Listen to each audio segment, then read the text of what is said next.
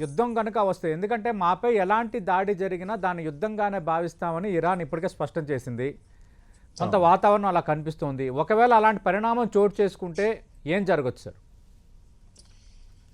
ఒకటి ఇరాన్ ని నుంచి వచ్చే అటాక్స్ కనుక చుట్టుపక్కల దేశాల మీద బాంబింగ్ జరగచ్చండి. హ్మ్. అంటే ఉదాహరణకి ఒకవేళ కటార్ లో ఉన్న అమెరికన్ బేసెస్ కానీ లేదా మిగతా అరబ్ కంట్రీస్ ఎయిర్ స్పేస్ వాడుకుని కనుక అమెరికన్స్ బాంబింగ్ చేస్తే ఓకే. మేము ఈ దేశాల మీద బాంబింగ్ చేస్తామని ఇరాన్ క్లియర్ గా చెప్పిందండి. హ్మ్. ఒకవేళ అది కనుక జరిగితే కనుక నిజంగా ఎంతవరకు ఇరాన్ ఎఫెక్టివ్ గా ఉంటుంది అని మనకు తెలియదండి. ఎందుకంటే ఇజ్రాయెల్ మీద దాడులు చేసినప్పుడు ఇజ్రాయెల్ సక్సెస్ఫుల్ గా ఆపేయగలిగింది ఈ హ్మ్. అటాక్స్ ని. హ్మ్. ఎవరైతే ఇంతకు ముందు ఇరాన్ వాళ్ళు చాలా పెద్ద ఎత్తున మిజైల్ దాడులు చేసినప్పుడు వాళ్ళ ఎయిర్ డిఫెన్స్ సిస్టమ్ వాడి ఇరాన్ నుంచి వస్తున్న క్షిపణిని మిజైల్స్ ని పెద్ద ఎత్తున ఆపగలిగారు. హ్మ్. కానీ మిగతా దేశాల్లో అంత ఇన్ఫ్రాస్ట్రక్చర్ ఉందా? మిగతా దేశాలు కనుక తీసుకుంటే అక్కడ పెద్ద ఎత్తున అమెరికన్ ఫోర్సెస్ ఉన్నాయి. కటార్ లో తీసుకోండి, సౌదీలో తీసుకోండి, మిగతా చోట్ల. అది కనుక జరిగితే అమెరికన్ ఫోర్సెస్ ఊరుకో పెద్ద ఎత్తున రెస్పాండ్ అవుతుంది. హ్మ్. కాకపోతే మొన్న జరిగిన యుద్ధానికి ఇప్పటి జరిగిన యుద్ధానికి జరిగిన కాస్త వ్యవధిలో ఇరాన్ ని కేపబిలిటీస్ పెంచుకునే అవకాశం ఉందా? కష్టం కదా. అంటే అవును. ఆల్రెడీ ప్రొటెస్ట్ లో ఉన్న దేశం, మొన్నే దెబ్బతిన్న దేశం హ్మ్. ఉన్నట్టుండి కొత్త కొత్త మిజైల్స్ లేదా కొత్త కొత్త డిఫెన్స్ ఎక్విప్మెంట్ తెచ్చుకోగలదా? లేదా సీక్రెట్ గా వేరే దేశాలు రష్యా కానీ చైనా కానీ ఇరాన్ కి ఇటువంటివి అందించాయా? మనకి తెలియదండి. హ్మ్. అది దాని మీద చాలా ఆధారపడి ఉంటుంది. ఆ, ఇరాన్ వాళ్ళు మాత్రం తుడిచేస్తాం, అసలు దుమ్మెత్తిపోస్తాం, అసలు వెళ్ళిపోతుంది, ఇజ్రాయెల్ మ్యాప్ లో లేకుండా చేస్తాం అని మాట్లాడటం అవును. చాలా సార్లు చెప్పడం జరిగిందండి. అలా జరగలేదు. హ్మ్. ఆ, కాకపోతే ఈసారి ఏకంగా వాళ్ళ ఆ, ఉనికికే దెబ్బతీసే విధంగా కనుక అమెరికా ప్రవర్తిస్తే ఓకే. వీళ్ళేమన్నా దెబ్బ కొట్టే అవకాశం ఉందా తెలీదండి. చూడాలి. హ్మ్.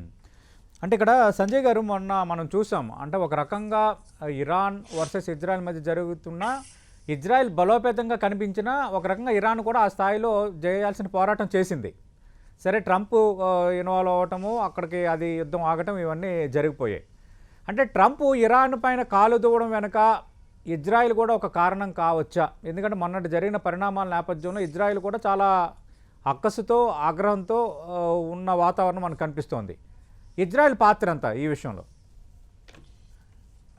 ఇజ్రాయెల్ పాత్ర ఉండొచ్చండి. కానీ మనం కొద్దిగా చరిత్రలోకి చూసుకుంటే కనుక హ్మ్. ఇజ్రాయెల్ కి ఇరాన్ కి అమెరికాకి ఎప్పటి నుంచో పడదండి. అవును. చాలా పెద్ద ఎత్తున ఒకళ్ళనొకళ్ళు ద్వేషించుకుంటారు.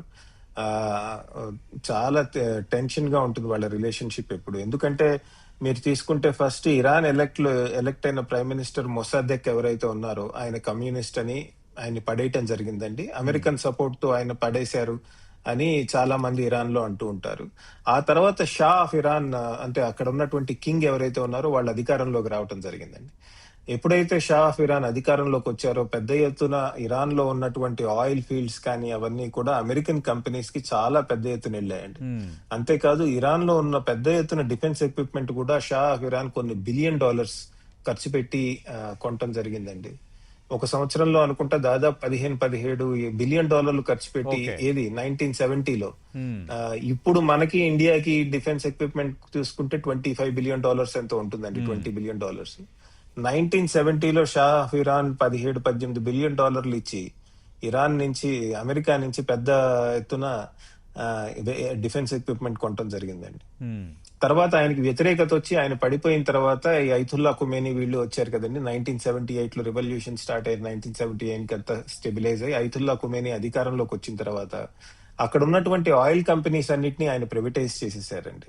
సారీ, నేషనలైజ్ చేశారండి. ఓకే. నేషనలైజ్ జాతీయం చేసి చేశారు. అమెరికన్ కంపెనీస్ ని తోసేయటం జరిగింది. మీకు తెలిసే విషయమే. అవును. అమెరికన్ ఎంబసీని తెహరాన్ లో వాళ్ళు కబ్జా చేసుకున్నారండి హ్మ్. ఇరాన్ వాళ్ళు. ఫస్ట్ స్టూడెంట్స్ వెళ్లారు, తర్వాత ఐతుల్లా ఖుమేని మనుషులు వెళ్లారు. దాన్ని కబ్జా చేసి అక్కడ పనిచేస్తున్న డిప్లొమాట్స్ ని హాస్టేజ్ తీసుకోవడం జరిగిందండి. హ్మ్. సో అప్పటి నుంచి తీసుకుంటే అంటే ఒక అమెరికన్ ఎంబసీ కాంపౌండ్ లోకి వెళ్ళటము, అక్కడ ఉన్న డిప్లొమాట్స్ ని హాస్టేజ్ తీసుకోవటము, దాదాపు 400 రోజుల పైన వాళ్ళని బందీలుగా ఉంచడం, తర్వాత విడుదల చేయడం జరిగింది. అప్పటి నుంచి అమెరికా ఇరాన్ రిలేషన్షిప్స్ ఏమీ బాగా లేవండి. ఓకే. ఇప్పుడు కనుక తీసుకుంటే ఆ, ఆ, అమెరికాకి బహుశా ఒక ఆపర్చునిటీ కనబడుతుందండి. హ్మ్. ఏంటంటే ఇరాన్ లో ఆయిల్ అంతా కూడా మనం డెవలప్ చేస్తే వీళ్ళు వచ్చి నేషనలైజ్ చేశారు కదా. హ్మ్. ఇప్పుడు మళ్ళీ వాటిని కనుక మనకి సానుకూలంగా ఉన్నటువంటి ప్రభుత్వం వస్తే దాన్ని మళ్ళీ మనం ప్రైవేటైజ్ చేసి చేయొచ్చు. మనం తీసుకోవచ్చా అన్న బహుశా ఒక కోణం ఉండుంటుంది. మీరు వెనిజువేలాలో కూడా ఇదే చరిత్ర నడిచింది, మనం చూసాం. ఉమ్, వెనిజువేలాలో కూడా ఫస్ట్ అమెరికా వాళ్ళు పెద్ద ఎత్తున ఆయిల్ ఇన్వెస్ట్మెంట్స్ చేస్తే హ్యూగో చావెజ్ వచ్చేసి అవన్నీ నేషనలైజ్ చేసి అమెరికన్ కంపెనీస్ ని బయటికి పంపించేశారు. ఉమ్.